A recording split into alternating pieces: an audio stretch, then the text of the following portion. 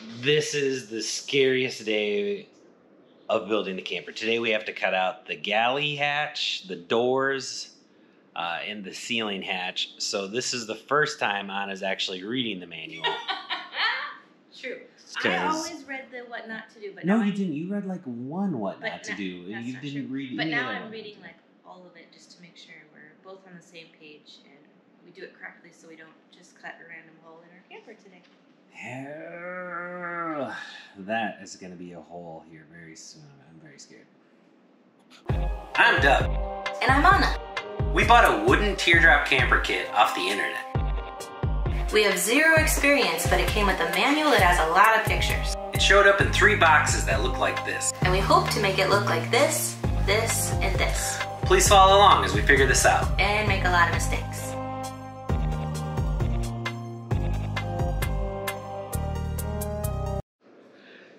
Hey everybody, I'm out here bright and shiny, looking to start doing our first round of sanding on the camper today.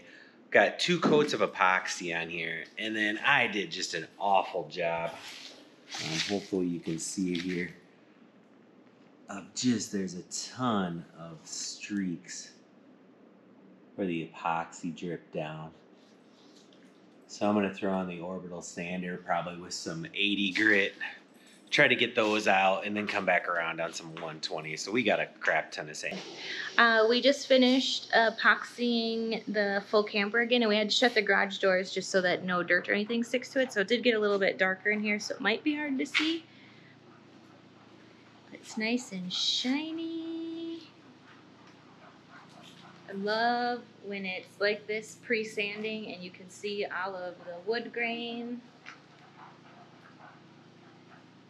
Nice and shiny. So I did the rolling and Doug walked through and did all of the tipping, and then this time we were also extra careful to kind of check as it's drying to run around with the brush and catch any drips that we see. Yeah, I did 3.5 hours of sanding this morning. Yep. Because it was awful. We're learning as we go. Yeah. And who knew gravity would be one of those players of this game? So we're doing that, and now, do you want to tell us, Doug, what we're going to do now? Yeah, there's just a couple of small pieces that we can work ahead on. For instance, this is the shelf that goes in the interior of the camper, and we're just gluing the fiddle that goes on the edge of that. Once those are mated together, we're able to router the edges on them to smooth them out, and then actually we will finish epoxy this. It just saves us from having to do it in the camper later. So are we just epoxying these 2 things now? Or? Yeah, we're just going to join these for now, and then we'll have to let it dry before we router and finish. All right.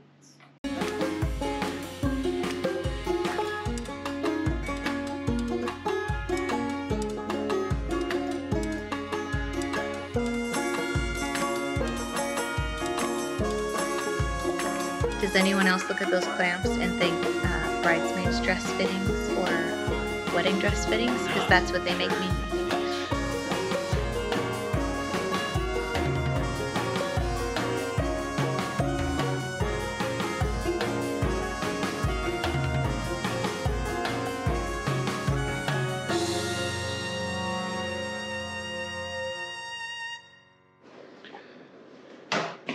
Hey, what are you doing?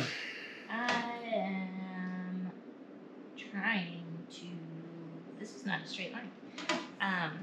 Connecting the cuts from the CNC machine with the marker so we know where to go with our saw. And then with the straight edge, we can actually use a ruler, or for the straight shots, we can use the ruler.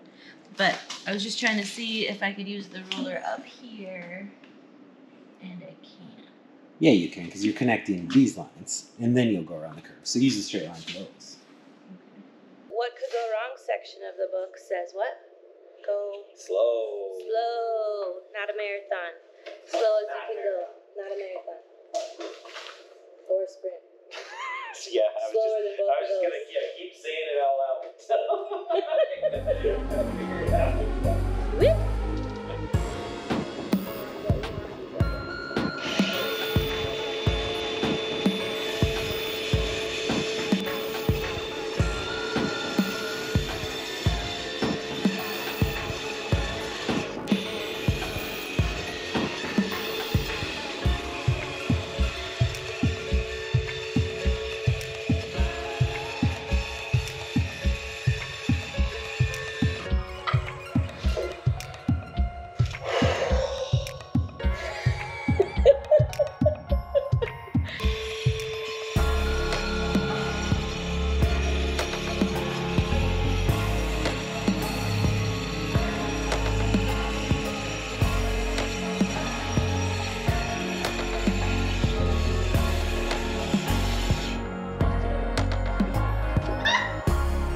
This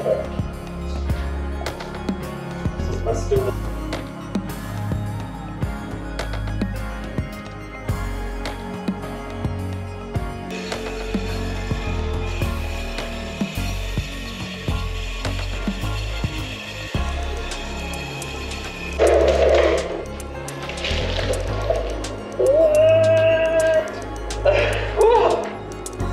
What'd you do? Oh no! I adore you.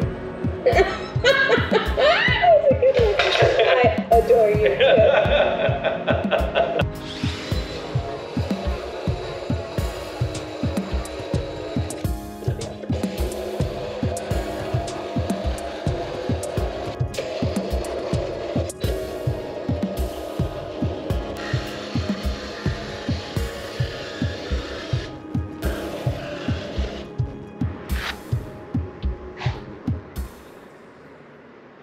All right, I didn't warn you, but I've thought of maybe some Q&A here. Oh, well, okay. So my first question was, why are we doing this? When we retire, we have dream to buy a catamaran and live on a catamaran and do like coastal sailing, maybe venture out further than coastal sailing.